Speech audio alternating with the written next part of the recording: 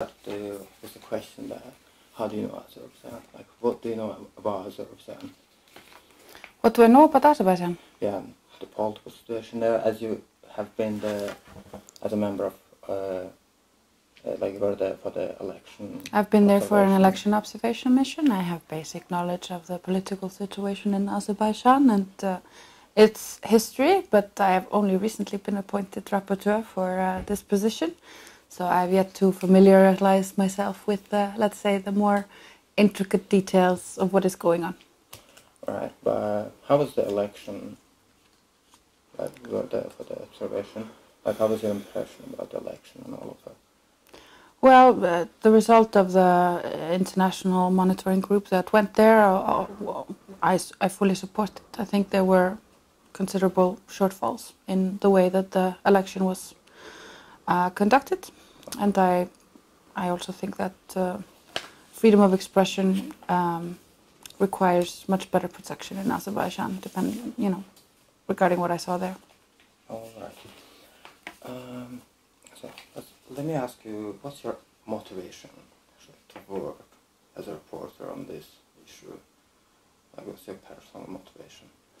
I would say that my personal motivation is that I deeply care about human rights and democracy and the rule of law, so the fundamental values of our organization.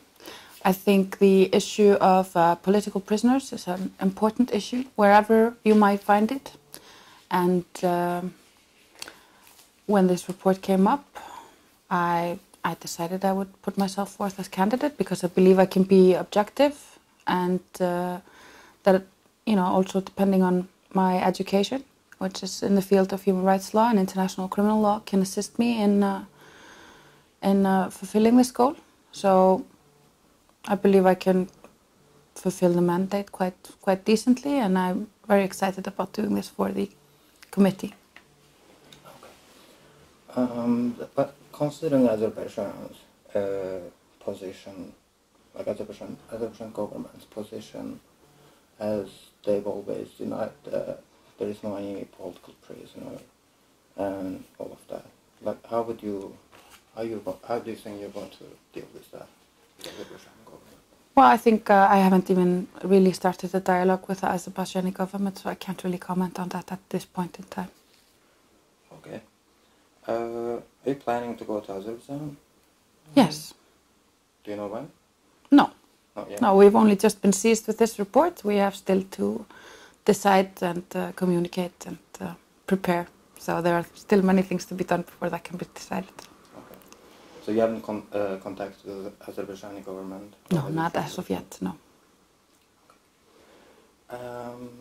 The other question is that considering all the corruption allegations and caviar diplomacy, which mainly related with the Strasser's report on the political prisoner, that it's been downvoted because of the bribe issues and so on. There's these strong allegations.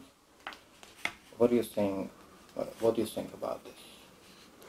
Well, I think we had an independent investigative body that came to some conclusions, and I largely support those conclusions. I supported the instigation of this investigative body, so I think they are to be taken seriously. And well, the rest is yet to be determined because it's the basis of this report. I think it's proper that I wait with commenting on the intricacies of it until we have come some way further with the report. As I say, it's only in its initial stages. I haven't really made up a position towards the subject matter as of yet. All right.